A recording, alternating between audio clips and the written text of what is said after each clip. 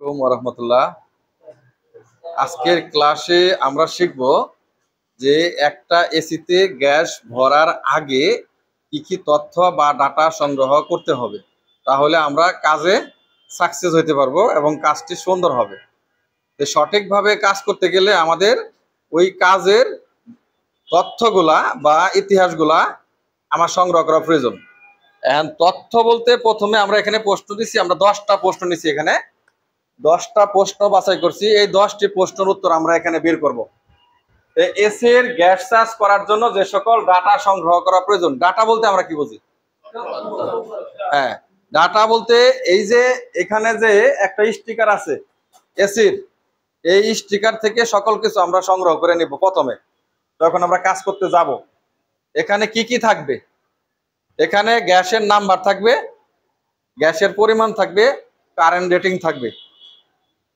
ঠিক আছে, এরপরে আসেন যে প্রথমে গ্রাহকের নিকট হইতে এসি সম্পর্কে দোষলীয় তথ্য সংগ্রহ করতে হবে। 1 নাম্বার প্রশ্নে আছে কি, যে আমরা যে যখন কাজ করতে যাব, কাজ করার সময় যদি গ্রাহক বলে যে আমার এসি ঠান্ডা হয় না, গ্যাস চার্জ করতে হবে, কাজ করে দেন, তাহলে ওই গ্রাহকের নিকট হইতে আমাদের তথ্য সংগ্রহ করতে হবে। কি তথ্য সংগ্রহ করতে হবে? যে এসির কি সমস্যা ছিল। তখন আপনাকে সে বলবে যে আমার এসি ঠান্ডা হয় না, বা এই এরকম হচ্ছে ইত্যাদি ইত্যাদি, আমার সমস্যাগুলো আপনাকে জানাবে। তাহলে এই তথ্যগুলো আপনি প্রথমে সংগ্রহ করে লিপিবদ্ধ করবেন, যেহেতু নতুন। আর দ্বিতীয়ত হলো, এসির কাজ অন্য কেউ করার পরে এই সমস্যা তৈরি হয়েছে কিনা সেটা দেখতে হবে। প্রথমে গ্রাহকের কাছ থেকে তথ্য সংগ্রহ করলেন, এসির কি কি সমস্যা আপনি নিলেন, এবং এসিটা অন্য কেউ কাজ করছে কিনা, কাজ করার পরে সমস্যা তৈরি হয়েছে কিনা এটা জানতে হবে, অথবা এমনিতে চলতে চলতে এই সমস্যা তৈরি হয়ে গেছে কিনা এটাও জানতে হবে। আমাদের টেকনিশিয়ানগণ অনেক সময় কাজ করতে গেলে কাজে সাকসেস হয় না, ফালায় রাখা চলে আসে। তখন অন্য গ্রাহক চালাকি করে অন্য আরেকজনকে ফোন দেয় বা যোগাযোগ করে যে আমার এসিটার কাজ করে দাও। কিন্তু আমরা অনেক সময় ভুল করি, তথ্যগুলা সংগ্রহ না করে কাজে লেগে দিই। তখন আমাদেরও কিছু অজানা তথ্য থেকে যায়। সেই অজানা তথ্যগুলো সংগ্রহ করার জন্য জিজ্ঞাসা করতে হবে যে কারোদের কাজ করাইছেন কিনা, বা কি কাজ করাইছেন, কি সমস্যা ছিল ইত্যাদি আগে জানা লাগবে। এখন দেখা গেছে যে এই কাজ করার পরে সমস্যা হয়েছে, তাইলে এক ধরনের সমস্যা আপনাকে জানতে হবে। আরেকটা হলো যে এমনিতেই হয়েছে, এসিটা চলতে চলতে রানিং অবস্থায় সমস্যা হয়েছে, এখন ঠান্ডা হচ্ছে না, তাহলে এক ধরনের জিনিস। তাহলে আপনাকে সম্পূর্ণ নিজে থেকেই পরীক্ষা নিরীক্ষা করে এর দোষ ত্রুটি বের করতে হবে। আর যদি অন্য দ্বারা কাজ করার পরে সমস্যা হয়, তাহলে সেটা ওই যে প্রথমে যে জিজ্ঞাসা করবেন, জিজ্ঞাসা করার পরে কিন্তু আপনি ওখান থেকে কিছু তথ্য পেয়ে যাবেন। এটা গেল আমাদের 2 নাম্বার প্রশ্ন।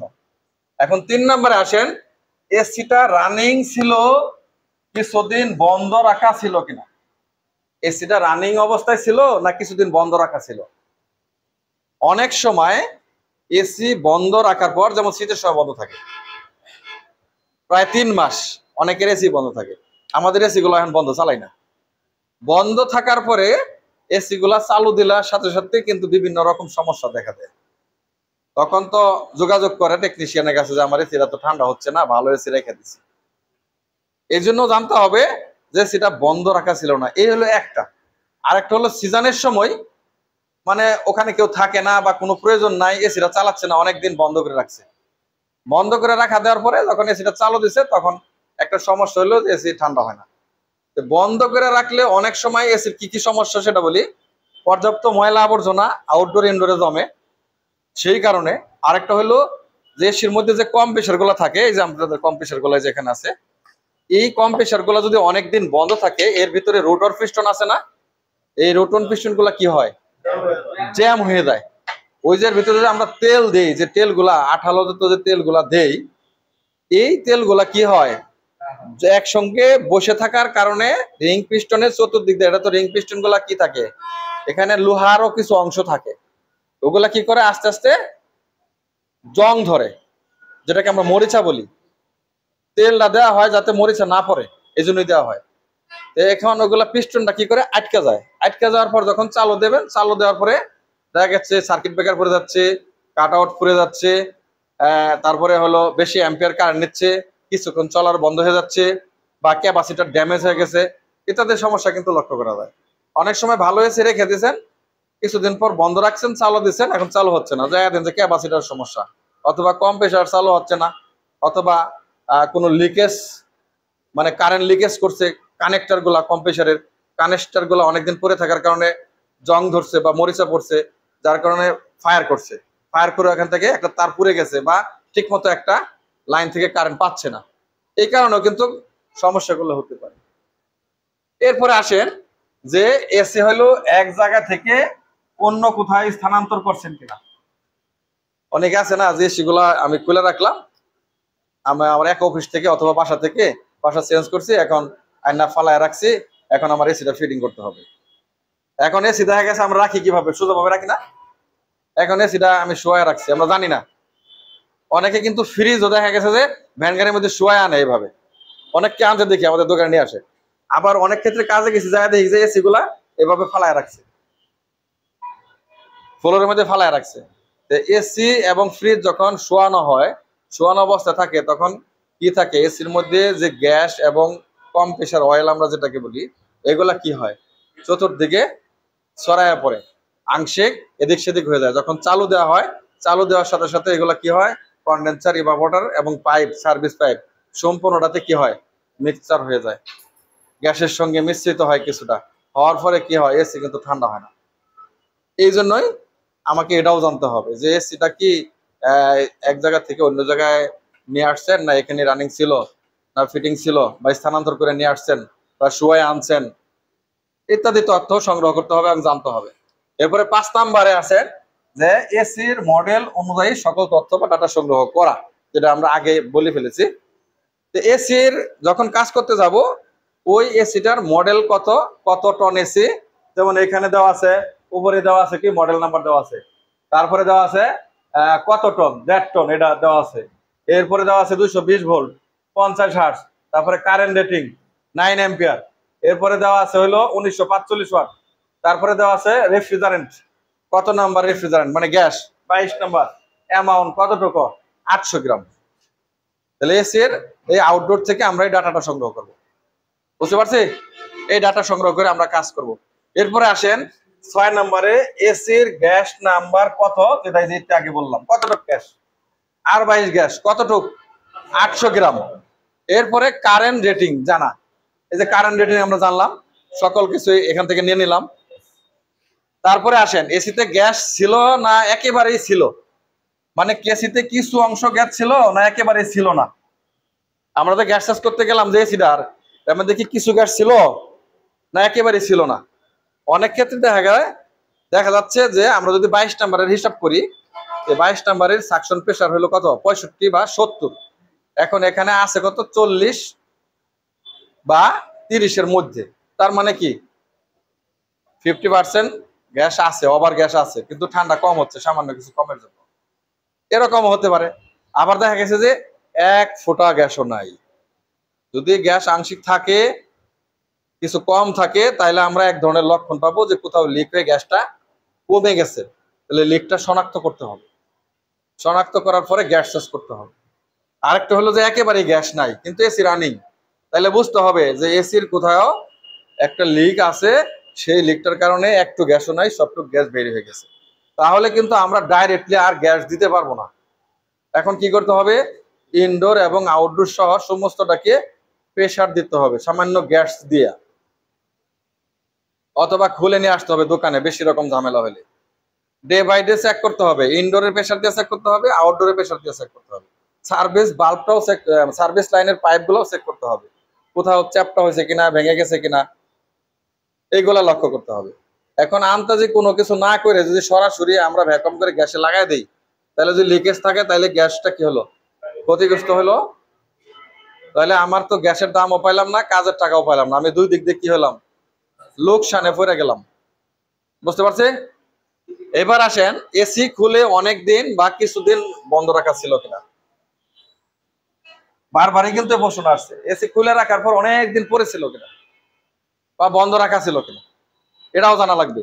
যদি অনেক দিন পরে থাকে, সেই এসি অবশ্যই আলাদাভাবে চালায়া ভ্যাকুয়াম কইরা সার্ভিসিং কইরা তারপরে ফিটিং করতে হবে।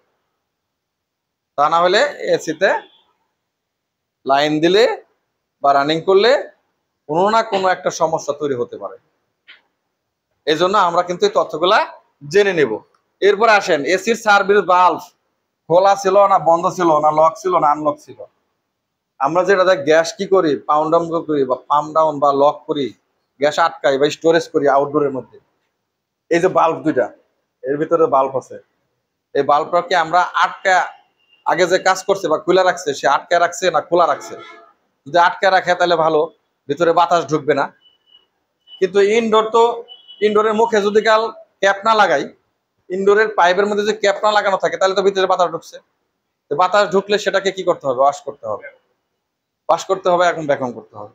এখন যদি দেখা যায় আউটডোরের বাল্ব খোলা, তাহলে এটাকে প্রথমেই কি করতে হবে? সার্ভিসিং করতে হবে, এরপরে প্রেসার দিতে হবে, লিক চেক করতে হবে, লিক নিশ্চিত না তারপরে ভ্যাকুয়াম করে গ্যাস দিতে হবে।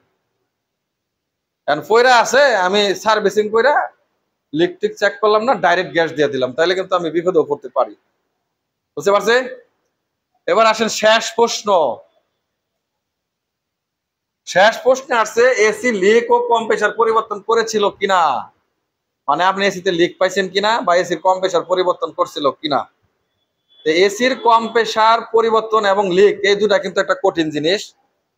লিক ইভাপোরেটরের মধ্যে হইতে পারে, লিক কন্ডেন্সারের মধ্যে হইতে পারে। ইভাপোরেটরের ভিতর লিক হইলেও মেরামত জটিল, ঝালাই করতে হবে, পানির চুবাইতে হবে। আউটডোরে একই অবস্থা। কম্প্রেসার পরিবর্তন করলে নানাবিধ সমস্যা হয়। নতুন কম্প্রেসার অনেকেই লাগায়, লাগানোর পরে কিছুক্ষণ চলার পরে বন্ধ হয়ে যায়, 3-4 ঘন্টা চলার পর অতিরিক্ত গরম হয়ে যায়। গরম হয়ে যাওয়ার পর কম্প্রেসারটা আর চলে না। এইরকম সমস্যাও দেখা দিতে পারে। বোঝা গেছে 20 মিনিট চললো আর 20 মিনিট বন্ধ, গরম হয়ে গেছে কম্প্রেসার, ভিতর থেকে ওভারলোড, কানেকশন ডিসকানেক্ট করে দিল। তখন এই 20 মিনিট চলায় একটা রুম ঠান্ডা হবে? ঠান্ডা হবে না। তো আমরা কয়টা কারণ জানলাম? আমরা 10টা কারণ বা 10টা প্রশ্নের উত্তর এখানে বিশ্লেষণ করলাম।